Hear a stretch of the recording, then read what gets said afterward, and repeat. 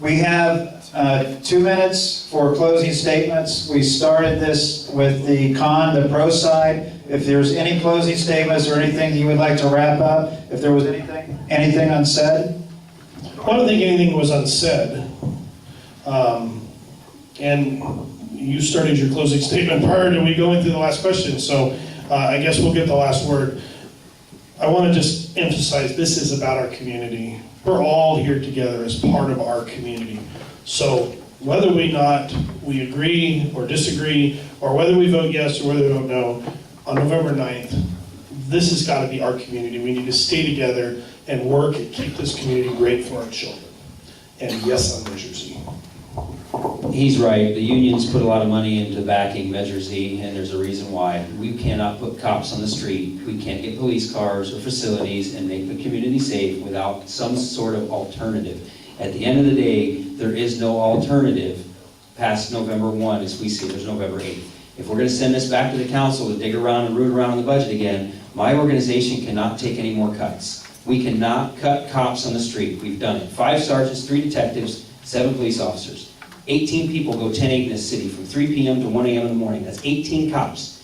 Yesterday's 1199, where a Corona officer was shot at by a moron with an assault rifle.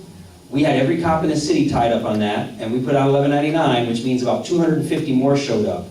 Okay? We cannot handle a major incident in this city with the current staffing that we have. Whether it's the council's problem, the chief's problem, the union's problem, the reality is it's the citizens' problems, because we can't put faces in your door to say what happened and to help you when it comes down to it. Yes, poor management. Fill your vacancies. And Scott, please. Scott.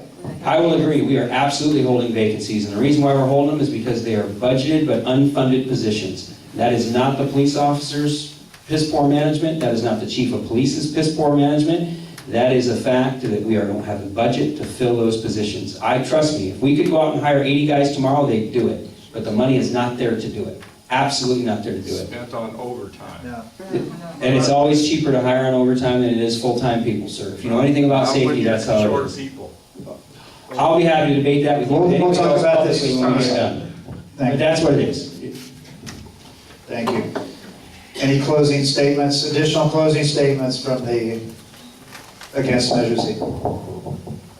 From our perspective, the fact that it's $1 billion and nothing in this document prepared by the city manager suggests that they need $1 billion.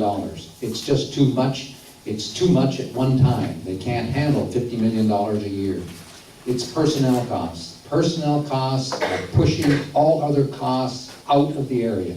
There is no money for trees, there is no money for streets, because personnel costs continue to rise so dramatically. We already have the $45 million transfer from utility funds. That should be enough. It turns out, over the years, it has not been. So we agree, we need some additional money. But that additional money needs to come with restrictions and, of course, a good analysis of specifically what we need. And then, is it 1/4%, 1/2%, or perhaps some other kind of revenue-producing area? I just want to bring up the fact that public trust was mentioned several times here. And I think the way this has been vetted does not build public trust. If I were to see exactly what this was, and if it was for a specific funding, I might be inclined to vote for it, but it hasn't, and the way it's been vetted does absolutely not build public trust. I'm very sympathetic. Let it finish, please. I'm very sympathetic to something like the police. And they're working long hours. This overtime issue is a live one.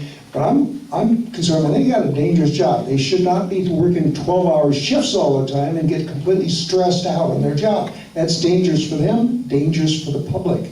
And yet that's the model that we're getting at the key positions in the city is higher pay and benefits and fewer line employees. All these vacant positions. Now, I don't know all the ins and outs of it. I certainly don't. I've not been around. But that's a dangerous model to pursue.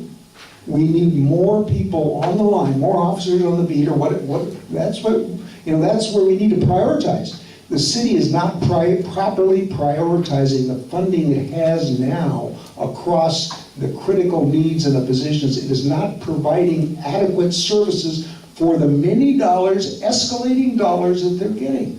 And that's putting these gentlemen and their forces in hazards that they shouldn't have to face, even though they're very highly paid. I mean, you can only do so much with money.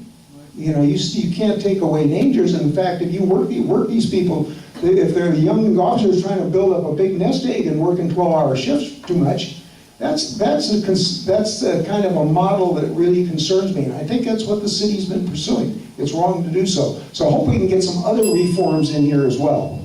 Thank you. Let's have a big round of applause for our panelists tonight.